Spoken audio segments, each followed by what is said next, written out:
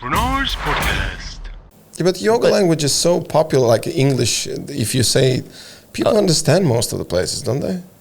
Well, like, I mean, other than just saying all the Sanskrit names, Triangamukha, Ekapada Pachimottanasana, Ekapada Raja Kapotasana. It's like these long names. There's some short names too, but yeah, like teaching in yoga, like half of teaching in yoga is telling people how to get in a pose. So you do need to speak their language. Yeah, but the other part is like there's more to it. Like I said, there's it's about connecting. Like the movement is very superficial. Right? That's just like the first layer. That's moving through the layers of the self, the body, the breath, the emotions, the mind, and the heart. You know, like you're moving through these different layers of yourself that are all existing at once, but still you need to kind of like dive into them. And when you practice the movement, it's not just the movement. It's about connecting to everything that's deeper. It's about trying to find yourself, understand yourself. So just saying out the pose it's just like getting to a destination. I don't teach destination. I teach the journey. So, yeah, I'm not really focused on poses. That's not my concern. Okay, funniest stuff ever happened with you in a yoga class? Was it the journey or was it destination? I don't know. Like, I haven't had that many like funny things that have happened. I could tell like funny things that other people have done. Well, like in your class. Like in my class, I used to get like, I'd be assisting, I'd be like assisting somebody, like a girl, like in a twist or something.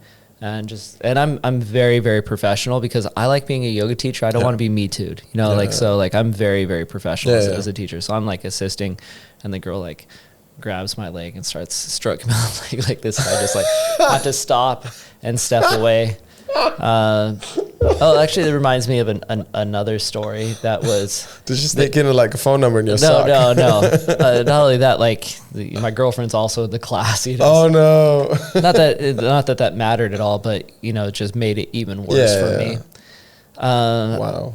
Another class I was teaching that my girlfriend was in, I was assisting also in a twist. A friend of mine who's a yoga teacher, and sometimes yogis wear like yoga clothes that are less see-through. No, like just less material than they should be.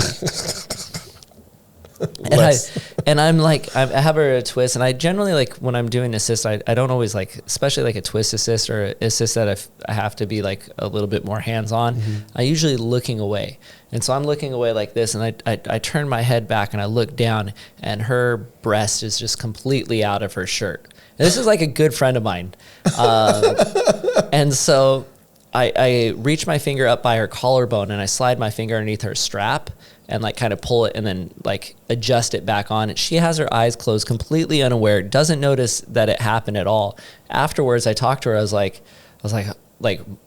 oh, I actually have another story. We have several stories now. All these things that are coming up, all these horrific things that probably would get me too. But anyways, and she's like, I'm like, your boob fully fell out of your shirt. And she's like, no worries, that's okay. I was like, I felt it was okay because it was my friend. Yeah. And I'm glad that it was someone that. And also, what kind of person? You see, like some person can be triggered or whatever. Right. And this is the thing. Like for you you in a very tough position there. You have to be very careful, which you are, obviously. Okay, I'll give you two, we're just horrible stories because they are coming up now. I was teaching in LA, in West Hollywood, and I used to teach at the Equinox in West Hollywood, which is where all the movie stars and producers and models like A-listers, they all go to this gym. A lot of them go to yoga and stuff. Anyways, I had like the same kind of group of people. Was Matt Damon wearing G-string again? That guy, let me tell you. I had like the same group of people always come, and I hadn't seen this one lady in a while, and she was like pretty fit, maybe like mid-30s, maybe 40, and I was assisting her. I don't remember what the pose was, but it looked like she was very thin everywhere, but she had like a little belly. And it, you know, like she was maybe like 3 or 4 months pregnant, and I hadn't seen her in like maybe 2 months or so. And I was like, "Oh, are you pregnant?" And she's like, "No." And like literally my heart just dropped. like fell out. And I turned like ghost white. I didn't know what, I was so embarrassed. And I don't think I ever looked or talked to that person again. This is like, I hadn't been teaching that long either. Oh God. And she wasn't pregnant. She was not pregnant. No, she was not pregnant. Because I thought it's one of those when she would go, I'm just joking. No, she definitely was not pregnant. Oh God. Okay, this is the worst thing I've done. And this actually was with a teacher that is on the island. She still teaches on the island in Ubud, friend of mine. We were doing like acro. It was like kind of a bit of an acro jam. So I wasn't teaching. We were just like playing around, and then we were doing some hollowbacks, and she wanted me to help her with her hollowback. What is hollowback? So a hollowback is like it's like a handstand back bend. Okay. So really deep back bend, but also in a handstand. Gotcha. So I your will feet put are a off, picture yeah, for people to see. Like it's you right see here. Like a hollowback. Here's a picture of me doing a hollowback. It's amazing, right? So anyway, so she was doing like a 7 position hollowback, which is where the legs are piked. And then she was like really open in her shoulders. And I was kind of spotting her from, I was spotting her in her, which direction? Her butt was towards me, and her legs were away, and I was kind of on her side like this, and then she started to fall, and as she fell, I went to grab her, but as I grabbed her, just like out of instinct, I Donald Trumped her. If you know what I mean? I know what you mean. Yeah. I think the whole world knows what you mean. And it was more like her pubic bone. I didn't really, but I also had to like grab onto her so that she, like, it was not the place that I would have chose to grab or anything. It was just kind of like instinct.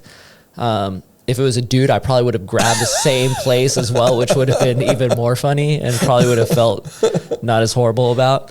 But it was like just a second of, and then like, we both just like started cracking up, like laughing. And again, I'm really glad it was my friend and not just some like random student.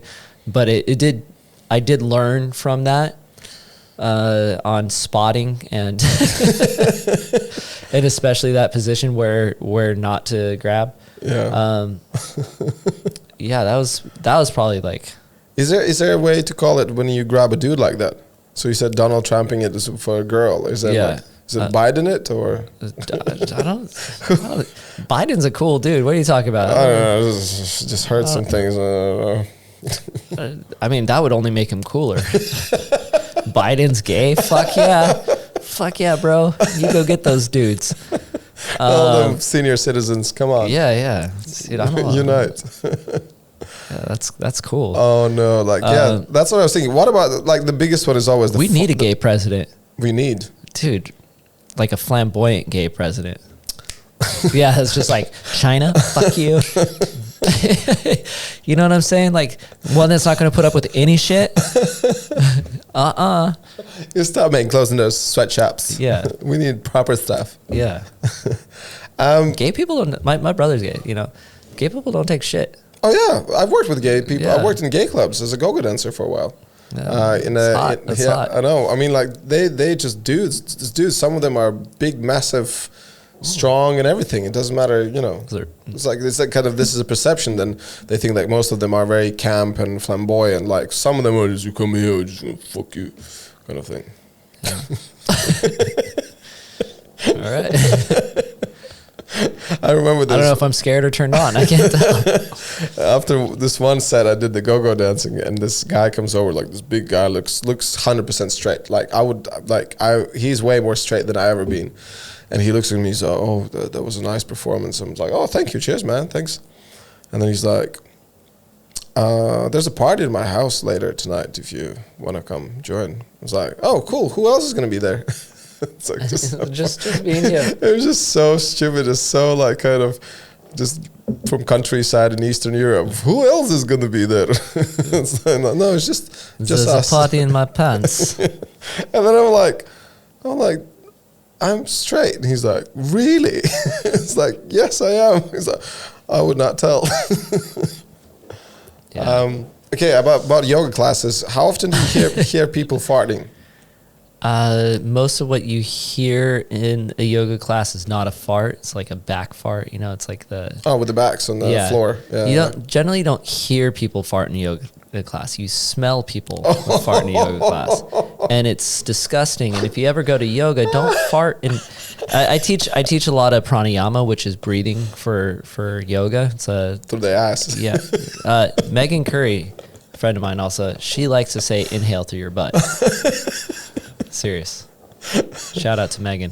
Shout out to Megan. Who will never ever watch us, so like whatever. Yes.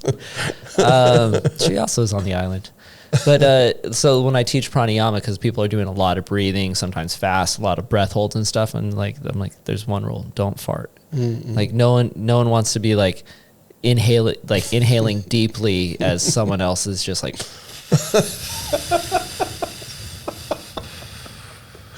Did you ever had anyone actually getting up and saying, "This person is farting here. This is too much. I need to move"? No. No.